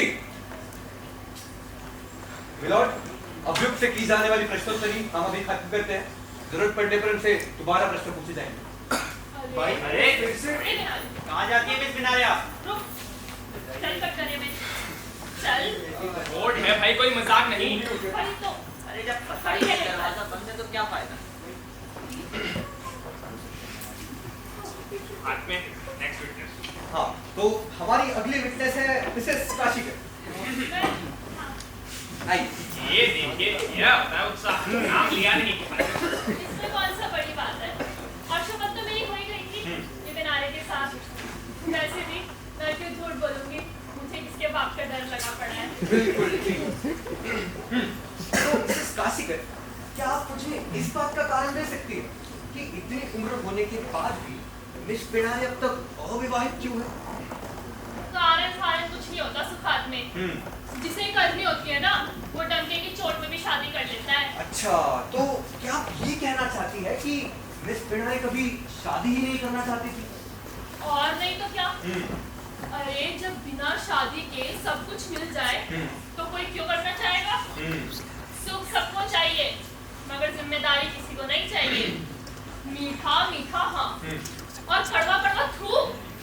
तुम्हें बताऊं सुखात में, ये जो पैसे कमाने की लत है ना, इसी ने सारा समाज गंदा कर रखा है। सारा भ्रष्टाचार इसी कमाओ का शिकार हो रहा है। मिसेस काशीकर, अभी अभी आपने कहा कि अगर बिना शादी के ही सब कुछ मिल जाए तो शादी की क्या जरूरत? ठीक। तो ये सब कुछ से आपका क्या मतलब है? उम्र में शर्माते क्यों हो? उत्तर दो इनके प्रश्न का। उम्र बढ़ गई है, लेकिन दिमाग अभी भी वही का वही है। ये का है? और मेरी उम्र तो मत लाओ यहाँ पर। अरे सब कुछ से मेरे कहने का मतलब है वही सब जो शादी के बाद गृहस्थी में मिलता है।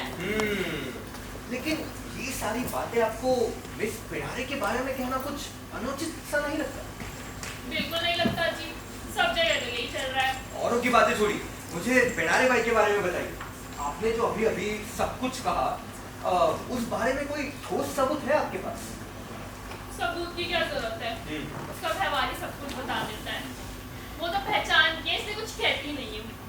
मगर आज जब इतने लोगों के सामने बात छिड़ी है ना, तो कहती हूँ कहिए।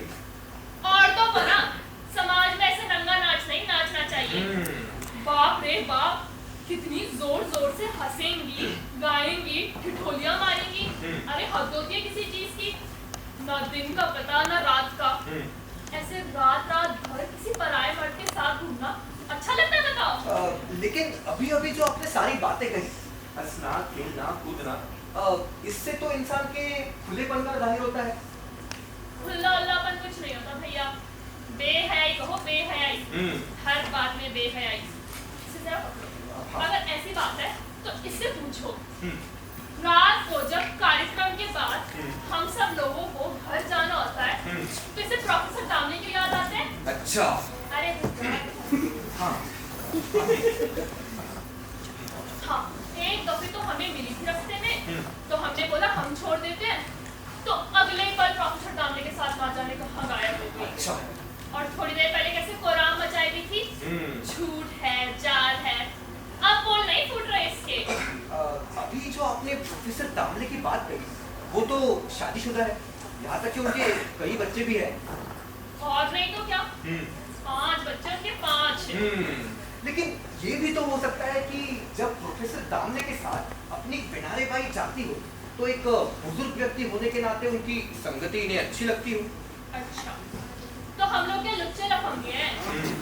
और चलो ठीक है, माना प्रोफेसर दामले रहे दूसरे, तो ये बालू का क्या? मीरा, इसका क्या हुआ? हाँ भाई, बताने जा रही हूँ। कहिए। अरे एक बार रात को कार्यक्रम के बाद ये किनारे ने अंधेरे में मेरे बालू तक के साथ छेड़खानी करने की कोशिश करी थी। निर्लज्ज स्त्री। और ये बात तो मुझे बालू ने खुद अपने मुंह से बताई है। नहीं नहीं, बालू, बताई तो थी तूने। मिसेस काशीकर, आपकी गवाही समाप्त हुई, अपने उनके साथ आप जा सकते हैं। मिलॉर्ड, हमारे अगले गवाह है मिस्टर रोकड़े। रोकड़े गवाह के करते रहे मुझे।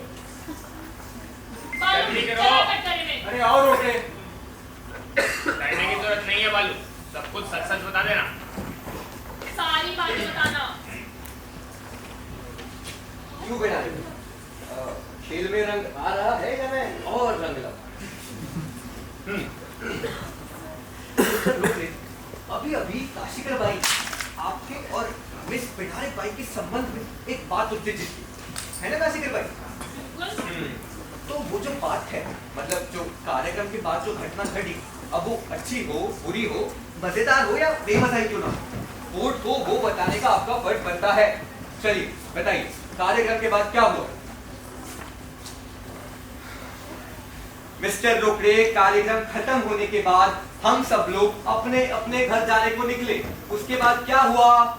और कमरे में रह गए थे ये दोनों। और ये किनारे ने बालू का हाथ पकड़ लिया था। अच्छा, उसके बाद क्या? अरे मैं ही बता देती हूँ ना। तुम चुप रहो, उसी को कहने दो, बीच बीच में तुम भी घुस जाती हो। हाँ मिस्टर रोकड़े, आप बिना डरे कहिए, don't be afraid at all. Afraid? अरे हम ही यहाँ किस लिए बैठे हैं, कोई कुछ करके तो देखे। आप कहिए। इन्होंने मेरा हाथ पकड़ लिया था। उसके बाद क्या? उसके बाद मैंने इनसे कहा, ये ठीक नहीं है, ये जो आप कर रही है सो गलत है और ये आप पर शोभा नहीं देता। अच्छा, उसके बाद क्या? उसके बाद मैंने अपना हाथ छुड़ा लिया और ये फौरन ही दूर हट गई और फिर मुझसे कहती, इस घटना के बारे में किसी से मत कहना। झूठ है ये। रोकड़े कंटिन्यू। फिर मुझसे कहने लगी, देख लेना अगर किसी से कहा तो, और फिर मुझे ऐसे ही धमकाने लगी। हाँ नहीं, मुझे धमका रही थी। मिलॉर्ड, अभियुक्त ने अपने से कम उम्र वाले लड़के के साथ, जो कि इनके भाई की तरह है, एकांत में छेड़खानी की। यही नहीं बल्कि अपने पाप कर्मों पर पर्दा डालने के लिए उसे एकांत में डराया, धमकाया भी। इस बात से यह साफ जाहिर होता है मिलॉर्ड कि इनका जीवन हमेशा से पाप कर्मों से भरा हुआ रहा है और उन पाप कर्मों पर हमेशा से ये पर्दा डालते हुए आई है, उन्हें गुप्त रखते आई है। पर झूठ छुपाए थोड़ी छुपता है इस हाथ में। बिल्कुल ठीक काशीकर भाई। तो मिस्टर रोकड़े, इन्होंने आपको डराया, धमकाया, उसके बाद क्या? उसके बाद उन्होंने मुझे मैंने एक थप्पड़ रसीद दिया और मैंने उनसे कहा, समझती है खुद को, जो मन में ऐसा करो, मैं ये बात सबको बता दूंगा। अच्छा, और फिर मैंने ये बात बाई को बता दी। बालू, ये थप्पड़ वाली बात तो तूने मुझे बताई नहीं थी। हाँ छी, मुझे तो विश्वास ही नहीं होता जी इन सब बातों पर। सुखात्मे जी, मैं विटनेस बॉक्स में आना चाहता हूँ, मैं गवाही दूंगा। यह सुखात में कॉल पोंक्षे आज जान के लिए आ जाए सब कुछ। मिस्टर रोकड़े, आपकी गवाही समाप्त हुई, अपने स्थान पर जाए। मिलॉर्ड, मैं मिस्टर पोंक्षे को दोबारा कटघरे में बुलाने की इजाजत चाहता हूँ। मिस्टर पोंक्षे, ऐसी कौन सी महत्वपूर्ण बात थी कि जिसकी वजह से आपको यहाँ दोबारा प्रकट होना पड़ा? वेल, मेरे पास अभियुक्त को लेकर बहुत महत्वपूर्ण जानकारी है। अच्छा, मगर वो बताने से पहले जरा इनसे ये तो पूछिए, ये अपने पर्स में टिक 20 क्यों रखती हैं? टिक 20। जी, टिक 20 खटमल मारने की विषैली दवा है, आप सबको तो पता ही होगा। अरे घर लेकर जा रही होंगी जी, और क्या।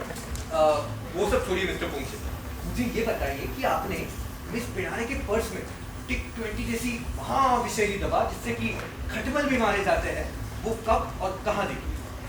वेल, बात कुछ 10 दिन पुरानी है। ठीक इनकी एक छात्रा है जो मेरे घर के बगल में रहती है। ठीक। एक दिन वो मेरे पास आई और उसने मुझे बोला कि मिस ने आपके लिए दिया है टिक 20। जी नहीं, वो एक लिफाफा था जिसके अंदर एक खत था। उस खत में मिस बनारे ने लिखा था कि पोंक्षे, क्या तुम मुझसे भेंट कर सकोगे? भेंट कर सकोगे? तुमसे कुछ जरूरी काम है।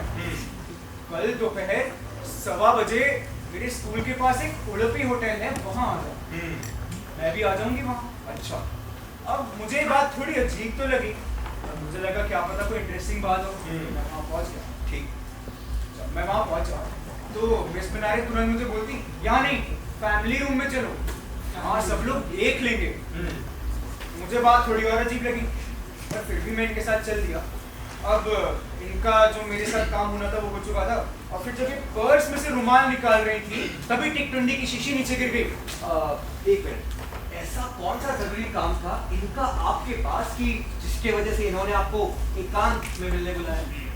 मिस्टर सुखात में वो काम कुछ और नहीं, पर मुझसे शादी करने का प्रस्ताव था। शादी का प्रस्ताव? वाह, यह तो बड़ा इंटरेस्टिंग हो चला है शुरुआत में। बिल्कुल मिलॉर्ड, ये इंटरेस्टिंग होता रहा है और आगे भी होगा, आप देखिए। तो मिस्टर पोंक्षे, अगर इन्होंने आपसे शादी करने का इच्छा जाहिर की थी तो जाहिर सी बात है कि ये आप पर प्रेम भी करती थी। जी नहीं, प्रेम की तो कोई बात ही नहीं थी। इन्होंने मुझसे शादी करने का प्रस्ताव इसलिए रखा क्योंकि ये गर्भवती है। पोंक्षे, सच तो कहते हो ना? तो क्या झूठ कहता हूँ पंडित? अच्छा, तो इसके ऊपर आपका जवाब क्या है? जवाब जायज है, मैंने साफ मना कर दिया। बस इतना ही कहा? मतलब आगे भी था, पर पूरे संभाषण का ब्यौरा दूं? बिल्कुल दीजिए। दे तो सकता हूँ, मगर इन्हें बात रुच नहीं रही। अरे जज यहाँ पर कौन है पोंक्षे? मैं कहता हूँ अभियुक्त की रुचि अरुचि का सवाल कब से कोर्ट में उठने लगा? From when? अरे रोकड़े, अभियुक्त को कटघरे में ले चलो, जल्दी करो। मैं ले चलती हूँ। ये बिनारी, चल कटघरे में, चल। रेडी पर। आप कहिए। जी, तो जब हमारी भेंट हुई तब इन्होंने मुझसे पूछा कि पोंक्षे, तुम्हारी शादी को लेकर कहीं बातचीत चल रही है? अच्छा। तो मैंने बोला नहीं, आपको मेरी शादी में इतनी रुचि कहाँ से आने लगी? तो ये बोलती, अच्छा पोंक्षे, ये तो बताओ तुम्हें किस तरह की लड़की पसंद है? मैंने बोला, देखिए आमतौर पर, मतलब मेरा ये मानना है, आमतौर पर लड़कियां मूर्ख और बौखल होती हैं। हमारा भी यही मानना है। I want a mature partner। ये मुझसे पूछती कि पोंक्षे, मैच्योरिटी का मतलब तुम्हारे लिए क्या है? वो बुद्धि की परिपक्वता जी, परिपक्वता से आती है या वो अनुभव से आती है? तो मैंने बोला, मैंने इस पर इतना सीरियसली विचार किया नहीं है। अच्छा। ये मैंने फिर इनसे पूछा, आपके मन में कोई लड़की हो तो आप बताएं। ये बोलती, हाँ तुम्हारे लिए बहुत अच्छी लड़की है मेरे पास। अच्छा। हाँ। मैंने पूछा, अच्छा कौन है वो? हाँ। ये बताती, वह लड़की ऐसी है जिसे प्रेम में भयंकर धोखा मिला हो और निराशा हुई हो। वो लड़की ऐसी है जिसके प्रेम का फल उसके पेट में हो। वह उसी प्रेम के फल के लिए जीवित रहना चाहती है और विवाह करने का विचार कर रही है। अच्छा। बस मेरा संदेह और गहरा होता गया। मैंने बात निकलवाने के लिए उनसे बोला, अरे रे रे, बड़ा बुरा हुआ बेचारी के साथ। कौन था वो अधम आदमी? तो इस पर क्या जवाब था उसका? ये एकदम से बोल पड़ी, उन्हें अधम वगैरह मत कहिए। क्या पता वो आदमी बहुत ही बुद्धिमान हो, महान हो। वह लड़की ही उनके सामने तुच्छ और नीच साबित हुई हो। अच्छा। मिस बिनारे ने मुझे बताया उस लड़की ने उस आदमी से प्रेम नहीं, सच्ची श्रद्धा की थी। श्रद्धा की थी? जी, मगर उस आदमी ने उस लड़की का बस शरीर देखा, उसने उसका फायदा उठाया। ये ऐसी बातें बहुत देर तक करती रही। अच्छा। मसलन की बेचारी दामले के परिवार में आखिर हो ही गया, दूध का दूध और पानी का पानी। गलती हुई, मैंने तो नाम लेने की शपथ दी थी। अच्छा, अगर आपकी माने तो इनके पेट में जो बच्चा है वो प्रोफेसर दामले का है। हाँ। फिर जब मुझे इस बात का अंदाजा हुआ तो इन्होंने मेरे पांव पकड़ लिए। अच्छा। मैंने बोला, मिस बिनारे, आपको ये शोभा नहीं देता, आप मेरे पांव क्यों पकड़ रही हैं? और आप मुझसे शादी के लिए पूछने आ गई, मैं क्या आपको इतना छिछला व्यक्ति लगता हूँ? तो ये मेरी तरफ देखने लगी और जोर जोर से हंसने लग गई। कहती, मैं तो तुम्हें बेवकूफ बना रही थी, तुमसे शादी करने का विचार मैं क्यों करूंगी? मगर मैंने इनकी आंखों में आंसू देखे थे। उन आंसुओं में इनकी बातों की सच्चाई थी। बस तभी मैं समझ गया था। ये बिना कुछ बोले फिर वहां से खिसक गई।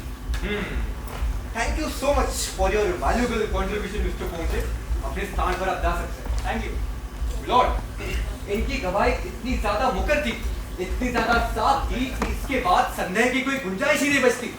इसके बाद हमें टीका टिप्पणी करने की भी कोई आवश्यकता नहीं है। इसके बाद हम अभियुक्त की गवाही की तरफ चलेंगे। मुझे भी इस मुकदमे से संबंधित कुछ महत्वपूर्ण जानकारी देनी है। आपको जो भी जानकारी देनी है तुरंत गवाह के कटघरे में आएगी। मैंने तुरंत कहा था मिस्टर करने। बताइए, ऐसी कौन सी महत्वपूर्ण जानकारी थी कि जिसकी वजह से आपने मुझे टोका? न्यायाधीश महाराज, अभियुक्त का एक मौसेरा भाई है, जिसे मैं जानता हूँ। यानी कि हमारा परिचय बस संयोग से ही हो गया था, यही दादर जिमखाने के क्रिकेट मैच के दौरान। एक बार अभियुक्त पर चर्चा करते हुए जब उसके मौसेरे भाई और मुझ में बस यूं ही बातचीत चल पड़ी, तब उसने मुझे कुछ इम्पोर्टेंट इन्फॉर्मेशन की जानकारी दी। क्या थी वो इम्पोर्टेंट इन्फॉर्मेशन? जैसे कि अभियुक्त ने एक बार आत्महत्या करने की कोशिश की है। आत्महत्या की कोशिश? वेल, आत्महत्या की गई वह कोशिश प्रेम में मिली निराशा के फलस्वरूप की गई थी। अच्छा। निराशा में खत्म हो जाने वाला वह प्रेम अभियुक्त को 15 वर्ष की उम्र में अपने मामा से हुआ था। मामा से? लॉर्ड, मामा से, यानी कि माँ के सगे भाई से अनैतिक संबंध। वाह सुभाष में वाह, विचार की चरम सीमा। लॉर्ड, मिस्टर कर्निक की गवाही के बाद ये बात रोशनी की तरह साफ हो चुकी है कि इनका जीवन हमेशा से पाप कर्मों से भरा हुआ था। इनका भूतकाल, इनका वर्तमान काल, यहाँ तक कि इनका भविष्य काल भी पाप कर्मों से भरा हुआ था, है और हमेशा रहेगा। मेरी गवाही समाप्त। धन्यवाद मिस्टर कर्निक। कोई शक ही नहीं रह गया है सुखात में, कोई शक ही नहीं रह गया है। क्या बात हुई? बता रहा हूँ सुखात में, बता रहा हूँ। इस मुकदमे का बहुत ही बड़ा सामाजिक महत्व है सुखात में। इसलिए कोर्ट की पूर्व परंपरा को तोड़कर मुझे स्वयं गवाह के कटघरे में आकर एक बहुत ही महत्वपूर्ण जानकारी देनी ही होगी। स्वयं गवाह के कटघरे में? अरे क्या कर रहे हो सुखात में, परमिशन मांगो। जी मिलॉर्ड, स्थिति की गंभीरता को देखते हुए और रूढ़िवादी परंपरा को तोड़ते हुए मैं न्याय देवता से विनती करता हूँ कि वो स्वयं को गवाह के कटघरे में हाजिर करे और हमें महत्वपूर्ण जानकारी दे। Permission granted. देखो, ऐसा आमतौर पर नहीं होता है सामन। के पास इम्पोर्टेंट इंफॉर्मेशन है, तभी वो गवाही देने आ रहे हैं।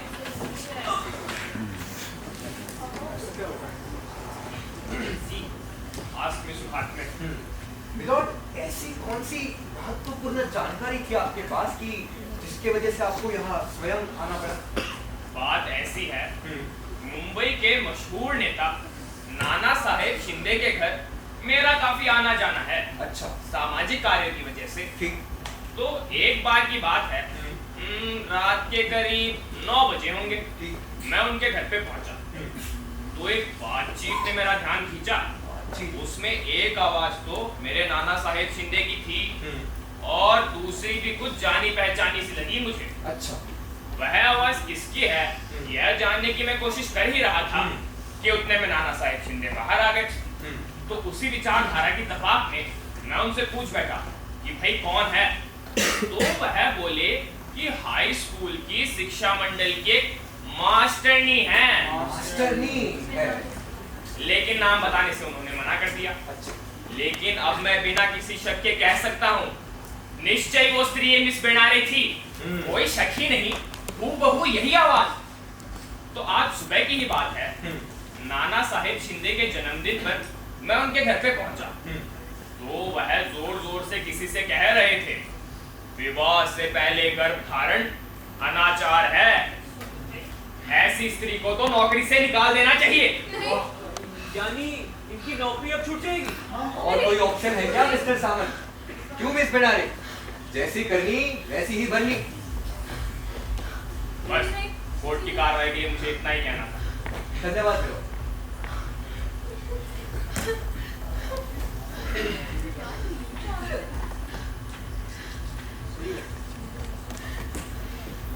Prosecution continue. जी मिलो। अरे अरे क्या करने जा रही है? अरे क्या पी रही है? क्या है ये पहुंचे? टिक 20 मिलो। टिक 20 जैसा कि मैंने आपको कहा था, उनके यहाँ टिक 20 की विशिष्ट की परंपरा है। प्रोसिक्यूशन कंटिन्यू करो उस खाते में। जी मिलोड। मिलोड, अभियुक्त पर लगाए गए आरोप का स्वरूप महाभयंकर है। कटघरे में खड़ी स्त्री ने स्वर्ग से भी पवित्र मातृत्व के बंधन को अपने कुकर्मों से कलंकित किया है। अपने नैतिक आचरण से इन्होंने सामाजिक तथा नैतिक मूल्यों का गला घोट दिया है। मिलोड, अभियुक्त पर आरोप भ्रूण हत्या का है, लेकिन इन्होंने उससे भी पतित कर्म किया और वो है विवाह से पहले मां बनने का। हम सब लोग ये चाहते हैं कि विवाह से पहले मां बनना हमारी संस्कृति में कितना बड़ा महापाप माना गया है। मिलोड, अत्यंत अधम कर्म है भ्रूण हत्या, लेकिन उससे भी अत्यंत पतित कर्म है कि ऐसी अवैध संतान को पाल पोस कर बड़ा करना। मिलोड, अभियुक्त एक स्त्री है, इस बात का कदापि विचार न करके उन्हें कठोर से कठोर सजा दी जाए। बल्कि हमारे यहाँ समाज को आगे ले जाने का, उसे बढ़ाने का सबसे ज्यादा दायित्व तो एक स्त्री पर ही होता है।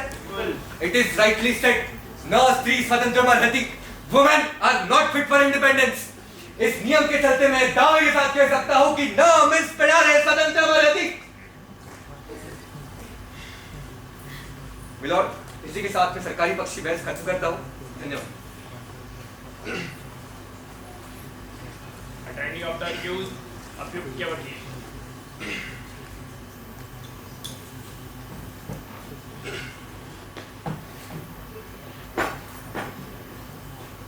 मिलोड, मामला काफी गंभीर है, मैं इससे कदापि इंकार नहीं करूंगा। लेकिन मिलोड, मनुष्य आखिर एक कमजोर प्राणी है और यौवन तो मनुष्य को अंधा कर देता है। इसलिए अभियुक्त से अनजाने में हुई इस गलती को क्षमा के भाव से देखा जाए, उन्हें मानवता के नाते क्षमा दी जाए और उन्हें बाइज्जत बरी किया जाए। I rest my case here, milord. Thank you. अभियुक्त मिस बेनारे, सजा भोगने से पहले आपको कुछ कहना है? इसके लिए आपको 10 सेकंड का समय दिया जाता है।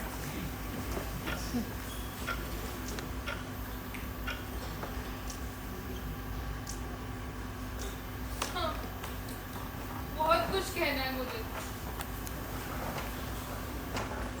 कितने बरस बीत गए, कुछ कहा ही नहीं। शराय और चले गए, एक के बाद एक तूफान आए, मगर कंठ में छुपकर रह गए। जब कभी शब्दों का प्रचंड ज्वार उमड़ता हुआ होठों से टकराने लगा, तो ये आसपास के आदमी एकदम नासमझ, पागल और पछताने लगे। वो भी जो नितांत अपना था, इन पर खूब हंसू, हंसती रही, मगर कभी मैं फूट फूट कर रोया, इतना रोया कि आंखें अटने लगी। लगता हृदय फट ही जाए तो ही सही। जिंदगी कितनी सारी लगी।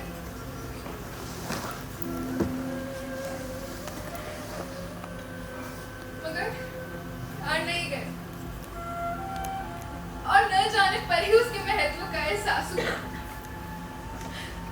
आकाश, पक्षी, बादल, किसी सूखे हुए तरु की धीरे से झाँकती हुई कोई टहनी, खिड़की पे हिलता हुआ पर्दा, सब जीवन से परिपूर्ण लगे। लगा जैसे जीवन चौपड़ी भरकर मेरे लिए कोई गीत गा रही है। कितना ज्यादा था आत्महत्या की असफलता का आनंद, जीवित रहने की वेदना से भी ज्यादा। जीवन को व्यर्थ समझकर उसे फेंकने लगोगे तभी उसके महत्व का एहसास होगा। मजा है ना? बार बार फिर वही। जीवन ऐसा है, जीवन वैसा है, जीवन अमुक है, जीवन तमुक है, जीवन चिंती चिंती होकर बिखरता हुआ एक ग्रंथ है, जीवन धोखा है, जीवन प्रताड़ना है, जीवन नशा है, जीवन आवारागर्दी है, जीवन ऐसा कुछ है जो कुछ भी नहीं है, या फिर कुछ भी ऐसा नहीं है जो सचमुच कुछ हो। माय लॉर्ड, जीवन एक भयंकर हस्ती है, उसे फांसी पर लटका देना चाहिए। जीवन जीवन में रहती, उसकी जांच पड़ताल करके उसे नौकरी से निकाल देना चाहिए। क्यों निकाल देना चाहिए नौकरी से? अपने काम में मैंने कोई और कसर की? प्राण देकर अपने बच्चों को पढ़ाया, शिक्षा दी उन्हें। मैं जानती थी कि जीवन आसान तो नहीं है, आदमी बहुत क्रूर हो सकता है, इसका सिर्फ एक ही सत्य है, शरीर। अरे भावना तो बस आवाज में कंपन पैदा करके मीठी मीठी बातें करने की अदा है। ये सब देख रही थी मैं और उसी में झुलस रही थी, मगर क्या कोई जानता है उस झुलसन की आज भी नहीं लग रही थी मैंने अपने नन्हे नन्हे बच्चों को। उन्हें तो मैंने सौंदर्य की शिक्षा दी, अपने मन में उमड़ती हुई हिचकियों को दबाकर उन्हें बेतहाशा हंसाया, अपनी मन की निराशा को छुपाकर उन्हें आशावादी बनना सिखाया। आखिर ऐसा कौन सा गुनाह है जिसके आधार पर मेरी नौकरी, मेरी इकलौती खुशी मुझसे छीन ली जा रही है? अपना निजी चरित्र तो मेरी अपनी समस्या है ना।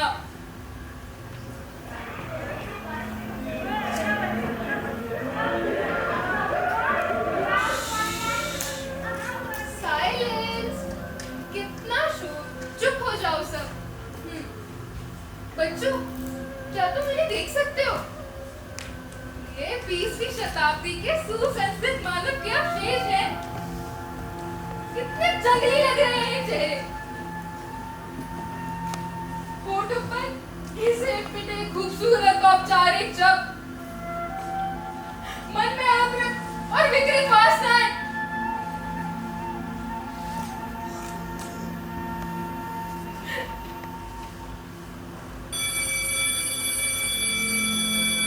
मुझे छोड़कर ना जाओ रे बच्चों, मुझे छोड़कर ना जाओ।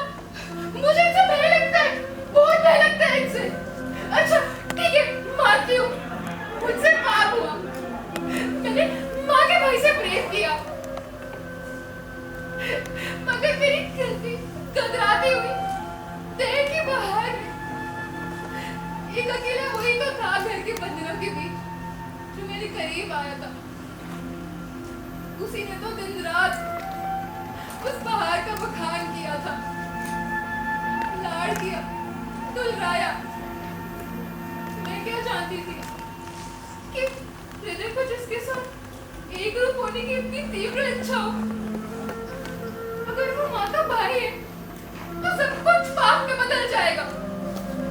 कुल 15 ही वर्ष की तो थी मैं, पाप होता क्या है समझती भी नहीं थी। माँ की सौगंध,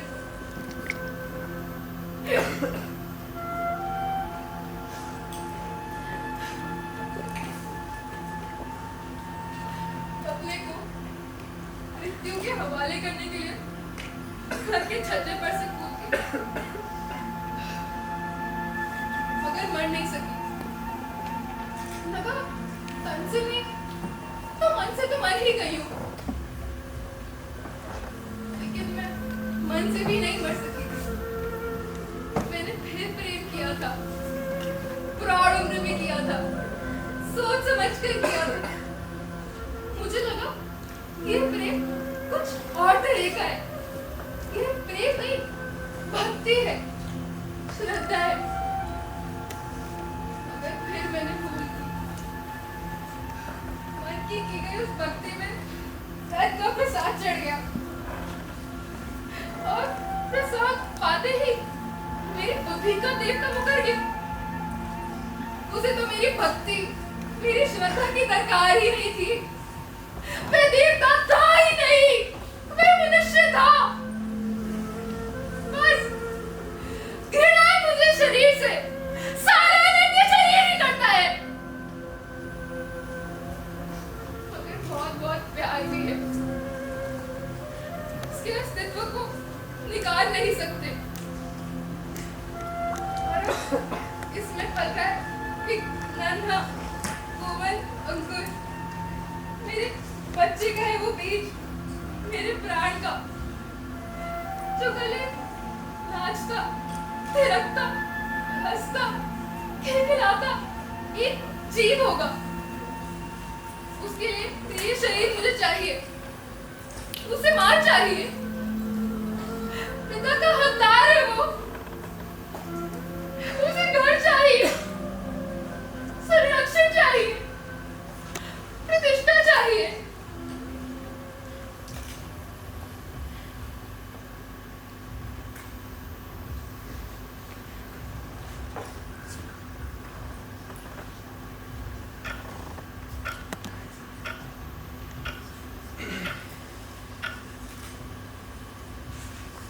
टाइम्स अप। लगता है अभियुक्त को कुछ कहना नहीं है। वैसे कहने का कोई लाभ भी नहीं है, पाप का घड़ा पूरी तरह भर चुका है। नाउ जजमेंट, मेरा वेट।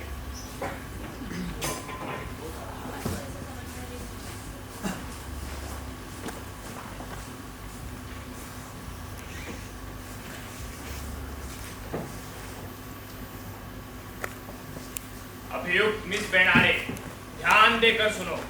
तुम्हारा गुनाह महाभयंकर है, इसकी कोई क्षमा नहीं है। अरे परंपराएं चाहे जैसी भी हो, महत्वपूर्ण होती हैं। मातृत्व निष्कलंक एवं पवित्र होना चाहिए। उस पवित्रता में दाग लगाकर तुमने परंपराओं की नींव में जो बारूद लगाई है, उसके लिए अदालत यह फैसला करती है कि तुम्हारा गुनाह दया से परे है। स्कूल के अधिकारियों ने तुम्हें नौकरी से निकालकर एक महान पुण्य का कार्य किया है। तुम्हारी जैसी स्त्रियों के हाथों यह गुनाह बार बार न हो, इसके लिए अदालत यह फैसला करती है कि तुम्हें जिंदा छोड़कर तुम्हारे पेट में पल रहे पाप को नष्ट कर दिया जाए, ताकि आने वाली पीढ़ियों के लिए ऐसा कोई सबूत मौजूद ही न रहे। ये भी नहीं होने दूंगी, ये भी नहीं होने दूंगी। नहीं, नहीं। कार्यक्रम शुरू हो गया क्या? अभी रुकिए, अभी है 5-10 मिनट, आपको बुलाएंगे। आप चलिए अभी। अरे बाप रे बाप, बहुत समय गुजर गया। समय का मेरा पता ही नहीं लगा जी। खोखड़े, तुम्हें कहा था ना समय का ध्यान रखने के लिए। मिस्टर सामंत, चाय ले आइए ना। अरे ठीक है मिस्टर काशीकर, वैसे आज केस लड़ने में मजा बहुत आया। लगता है दिल की कमजोर है, सारी बातें दिल पे ले गई। ए बेनारे, उठ, खेल ही तो था। हाँ मिस बनारे आपको ही तो खेलना था एक चलिए किनारे चलिए उठिए शो का समय हो गया है शो मस्ट गो ऑन